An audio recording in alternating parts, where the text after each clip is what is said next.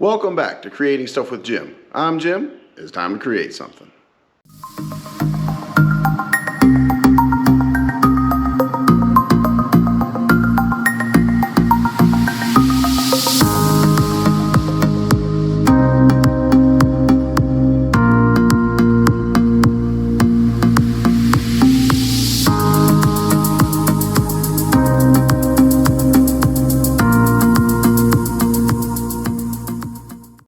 Well, this episode of the Inferno build is kind of hard to video.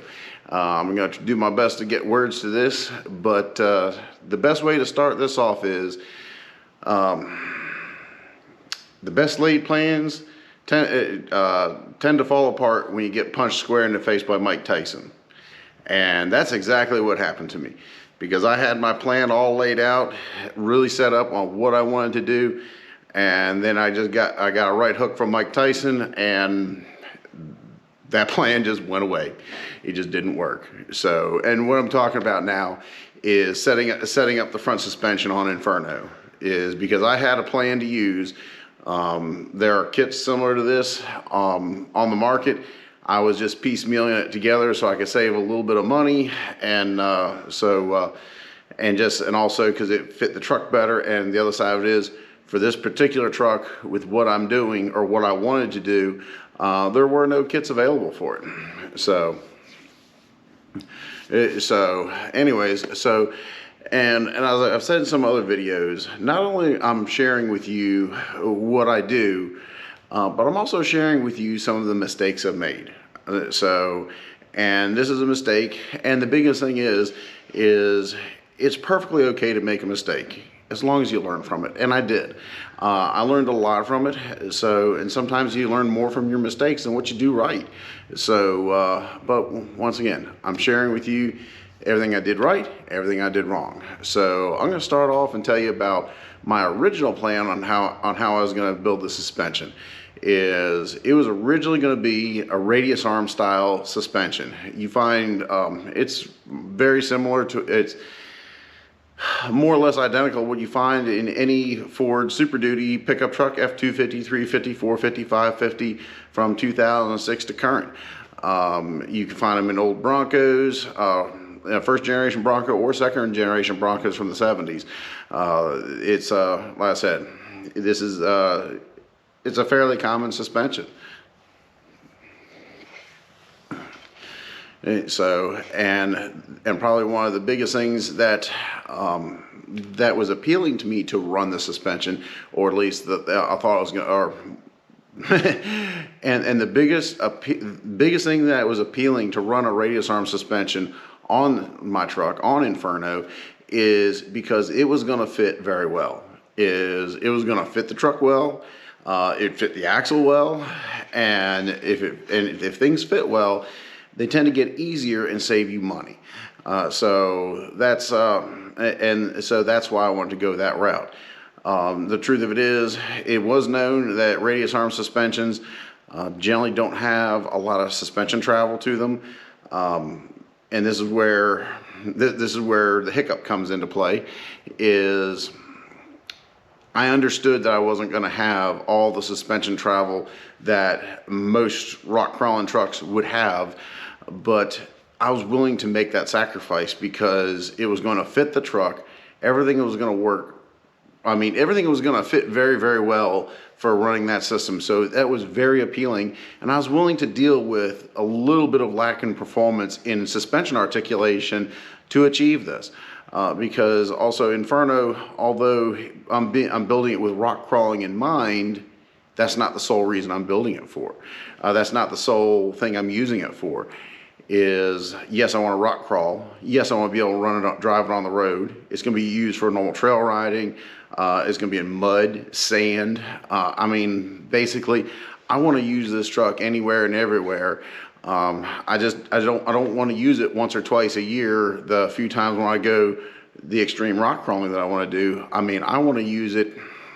I want to use it, be able to use it all the time, and I don't want to have the limitations that, like, if I was to get a side by side, is of not being able to drive it on the road. I did not want to have those limitations.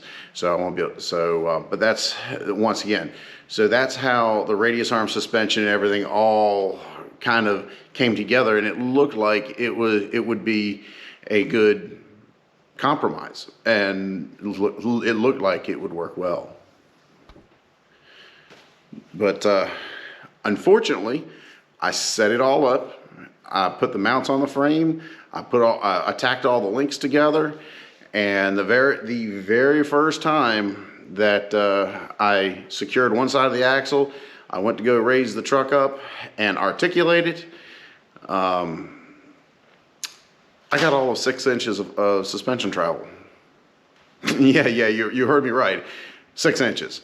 I've gotten more travel out of leaf springs than I did with that.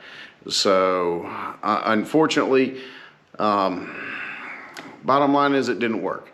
And although I know some people who run this axle and the suspension say, well, I get more than 6 inches. And when you have the full weight of a full-size truck and possibly a diesel engine on top of it, yes, it's going to flex more than that. But when you're setting something up for rock crawling and for what I want to use this truck for, this truck's going to have barely a quarter of the weight that those full-size trucks will put on that suspension. So, and so with that being said, the factory Ford rubber bushings that have to flex in order to get that articulation, this truck's not going to put the weight on it in order to flex it. And then the other side of it is, and if you have to fight it that hard to get to flex, then whatever flex you do get is not going to work out very well for you.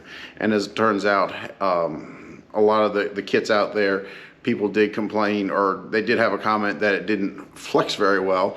And once again, I knew I wasn't going to have optimal performance, but I thought it was going to do better than 6 inches. So that was a rude awakening on me. So unfortunately, I ended up having to, I had to drop back and punt, and I had to redesign what I'm doing so I could get it to work. So, but that's where anything goes. Sometimes you have to adapt, improvise, and overcome. You know what? I made a mistake. I had a failure. What I originally pictured in my head and what I wanted to do, it completely failed. The only way that system would work, well, I mean, it will work, but if the truck was a pavement princess and all it did was drive on the road, it would work perfect. The truck would probably have very little sway to it whatsoever, probably wouldn't even need a sway bar.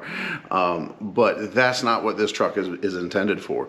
So unfortunately, I had to, I admit I made a mistake, and I could sit there and cry about it, or you know what, I can get to work and I can come up with a solution. Unfortunately, when I was working through and trying to come up with a solution, because I had a couple of different iterations, because I was just mocking it up, seeing what could work, what couldn't work, what was going to be the problem, and unfortunately, it was a little hard to video that while I was doing it, because when my brain's working and even on regular normal work, sometimes it's very hard for me to slow down and turn the GoPro on, because I tend to work very fast and it's hard for me to sit around. So once again, since I was using a lot of brain power and trying to figure this out, it was just easier to turn the camera off, work through the issues, and now I turn the camera back on now that I got figured out, and actually I got the entire suspension system tacked together and functioning. So that's where I decided to bring everybody back in, is where I actually have a workable solution. I set it up, it works. I feel confident that it is going to do what I need to do, and all that's left to do now is to actually finish it and get the truck on the road and get it driving and see how it performs. And that's where a lot of experience comes from, and that's part of me doing all this. Is I've never set a suspension up like this before. I've worked on a lot of them. I've dealt with a lot of pre-made kits. I understand the geometry of what makes things work. I had to make compromises to achieve what I wanted to achieve. but where you actually put your hands on something and build it and test it, that's where you build true experience. And that's really what I wanted to do. And this is so, but as right now, what I've put together, I feel very confident on. And right now, the biggest thing to do is to test it. I need to finish the truck and test the suspension and see how it works. And if it doesn't work the way I want it to, then I got to drop back and I got to redesign it again. So, but once again, you can't do everything in theory and expect it to come out perfect. You cannot expect that you won't have any problems. So, so once again, yes, it was a hard pill to swallow that I made a really big mistake. Luckily, it didn't cost me too much. I was able to drop back and re-engineer it. So, the type of suspension I went with is I ended up going with a three-link suspension with a single upper link. And I have it all tacked together. I have articulated it, and like I said, at the wheel end, I've been getting close to about 20 inches of suspension travel. And I do have a few components in the suspension that are limiting me. There are a lot of suspension systems out there that get a lot more travel than that. But that amount of suspension travel, I'm actually good with. That's more travel than I got out of my old truck on leaf springs. So I'm very excited to see how this does. And but then the other side of it is my rear suspension. When I get around to building that, that's going to have a whole lot more flex to it. So that for whatever I come up short on the front, I'll make up for it in the rear. But I'm not overly concerned about that. And once again, because this is a multi-purpose vehicle. If I was just building this for rock crawling, it was never going to see the highway or any other type terrain, then I would build a completely different system. I'd be building a buggy instead of a truck. And that's another thing that I ended up having to make compromise, is that I'm building this out of a truck and not actually building a two-frame buggy. If I wanted to achieve perfection, to get the best suspension with the best ground clearance with the lowest center of gravity and the 100% best performance I could possibly get, I wouldn't even be building this out of a truck. I'd be building a buggy. So once again, with some of my criteria of want to be able to drive it on the street and building it out of a truck, a normal vehicle, this truck was never designed for any of this. There's a lot of compromises that I had to make. So there are performance compromises that I'm taking a hit on, and I'm okay with it, because once again, this is not just dedicated for one application. This truck is gonna do a lot. So, and that's where some of the compromises I'm making are worth it. So. So now, tell you what, I'm going to keep on, I want to say I want to quit my yakking, but I'm going to keep on yakking a little bit, but I'm actually going to get behind the GoPro, and I'm going to show you up close on what I've put together for the suspension and what it looks like. So now please keep in mind when I show you all this is only temporary. This is tacked together. This is by far away from the finished product. And like I said, I haven't done the coilover shocks yet. The shock towers, haven't done any of that stuff yet. That's coming in the future. I want to get the rear suspension done before I start doing shocks and shock towers. So, but this is mainly just the control arms and how to position the axle, how to steer the axle. That's all of what I'm building right now. And then after I get all that welded in, everything reinforced, welded in fully, after I get that done in the rear suspension, then I'm gonna build the shock towers and set up the coilover shocks. So anyway, so this is by far the finished product. This is just the beginning. But anyways, let me show you what I got going on. All right, I'm gonna start on the driver's side, and basically these lower control arms, these are actually the main control arms that I got for a universal kit for a radius arm setup. Kind of a gamble that I'm playing is I'm using the factory Ford bushing on the lower part of the axle. Basically it looks just like this. I mean, they're not designed for that kind of motion, but I have seen where professionally made kits actually reuse them in this manner. So it should work, but if it doesn't, I will just have to adapt a Johnny joint down here one way or another. But listen, I'm gonna run with this for now and see how it works. If it doesn't, like I said, I'll redesign it. So, but anyways, these tie in all the way in the back behind the cross member.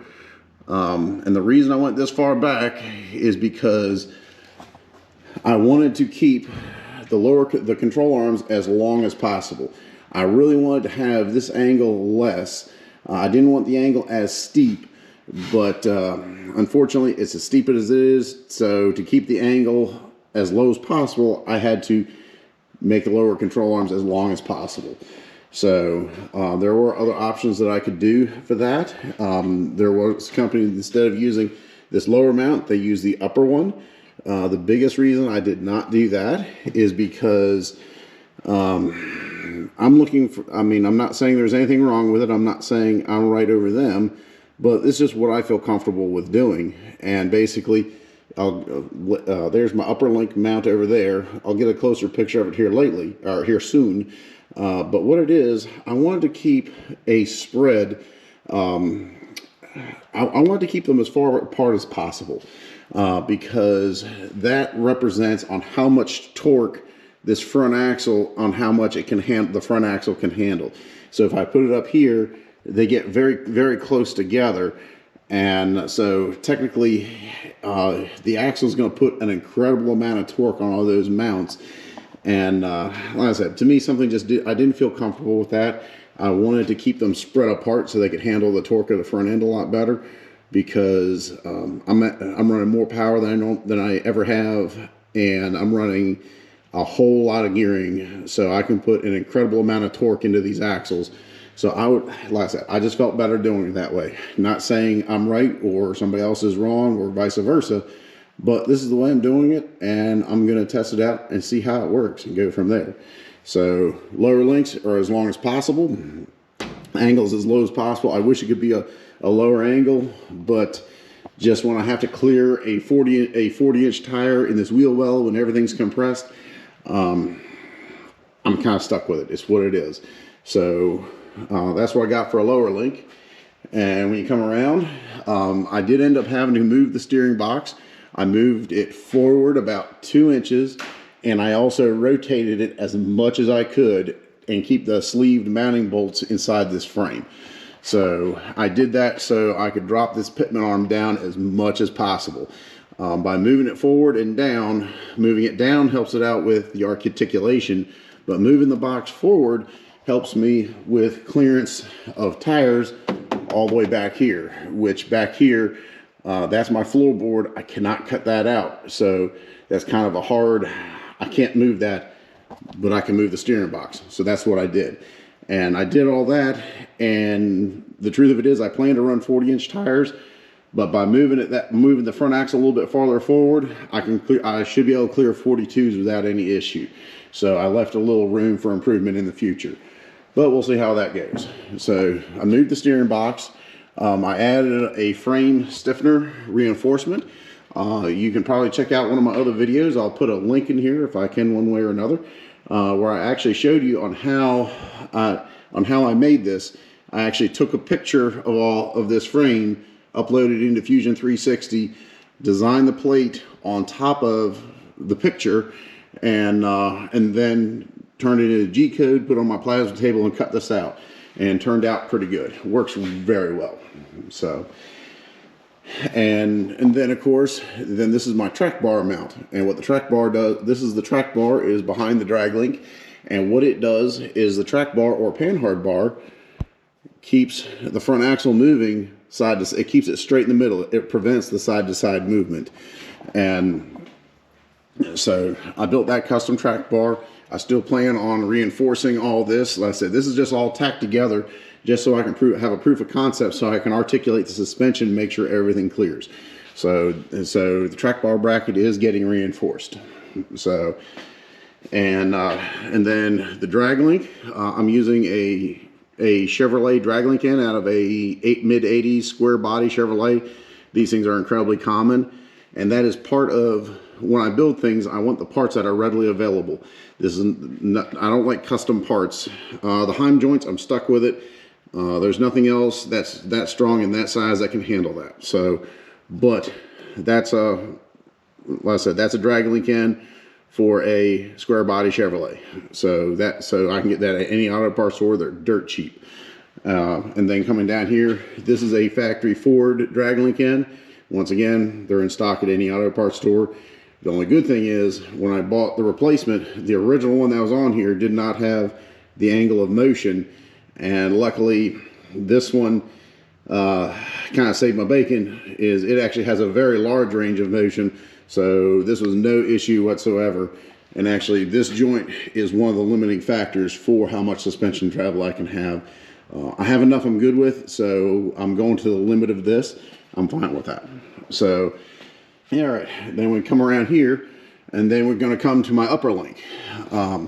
So that upper link was a little bit tricky. I took a couple tries to get it right.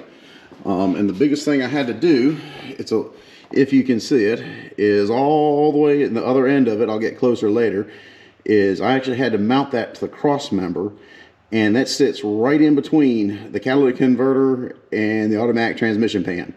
So that was really the best place I could put it, because I tried putting it on the underside of the frame rail over here, but unfortunately how the frame rail dips, I couldn't get the right angle. It just created problems. So this was the best bad option I got, is the best way to put it. I wasn't real keen about putting it there, but it's there. I have to reinforce all that. I'll get you a little bit closer. I'll show you what I'm going to do up there. Then we'll come back here, and the main eyes for the main control arms is basically I just have them tack welded to the underside of the frame. On the inside, a little hard to see, I might have to get a light. Basically, I'm going to gusset this whole inside up to stiffen this up and make sure it's nice and strong. Like I said, this is all temporary, but that's fairly straightforward, very easy to do. And the same we got to do on the other side. And I'll tell you what, all right, now I got some light on the subject. This is the back side. This up here is the back side of the upper link rear mount. I ended up having to tie it into the cross member. And like I said, these are just temporary, just so I can cycle the suspension and make sure everything works right. So anyways, with those being tacked, these are actually coming off. I'm going to build new ones. And what I'm going to end up having to do to reinforce this, because this piece of metal has too much flex, and on the other side has a big old gaping hole where the over here where the front drive shaft goes. So this does not have a whole lot of support, and it has to hold the transmission and rear of the drivetrain up. So what I'm going to do to stiffen this up is I'm going to take two gussets, and they're going to come straight back. I'm going to probably come back to about around here, pretty far. It's going to stiffen up the entire cross member. And but then I'm going to bring it back here, and then I'm actually going to build a cap, so it's going to be a solid box. So it's going to handle all the torque of every which way. And then I'm going to have to add gussets going from that box up the side of this. I'll probably put two here, and then I'm going to put a large, heavy side bracket coming over here to the frame rail, clearing the catalytic converter. So so that will, like I said, just stiffen the front end of it. So that's what I got to do with that. Well, there you have it. That's what I got in store. That's what I have planned for the front suspension on Inferno. So I hope you liked the video. I still got a lot of work to do. Like I said, I'm not trying to say come across like I'm perfect by any means, but then the other side of it is, if you can learn from my mistakes, that's even better.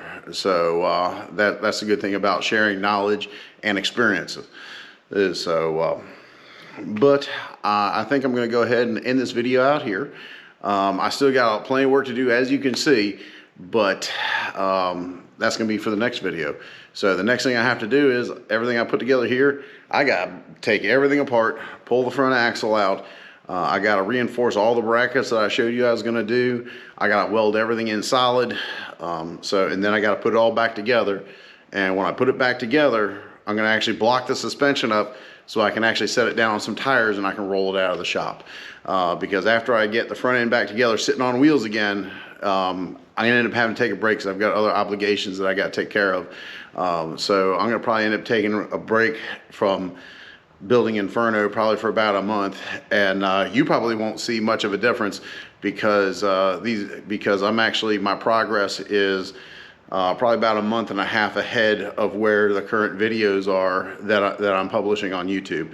So hopefully you won't see any delay in the project of Inferno, but I'm actually going to take a break from it for about a month, take care of some other stuff. So I still have a lot of other cool stuff I want to share with you on my channel. So I hope you enjoyed this. I hope you liked it. So if you're not subscribed to my channel, please subscribe. And if you like what you saw here, like I said, please share it with your friends. Like I said, the more people that I reach out to, that this can get out to, and possibly help them tackle one of their own projects, or know what not to do or what to do, is the better it's going to be. So, but tell you what, I'm going to quit my yakking because I got work to do, and you guys are going to have to wait another week for the next episode on the progress that I do on this. So until next time, I'll see you.